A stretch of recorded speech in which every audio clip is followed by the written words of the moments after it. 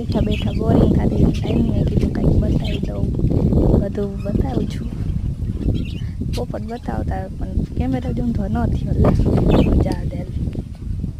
ચીકુ ખાવા, ચીકુ એકાદો પાકી ગયા તો હાલો જાય ચીકુ ખાવા. જો ચીકુ તો હજી પાક્યા નથી. આપણે જાય બીજી ચીકુડીએ,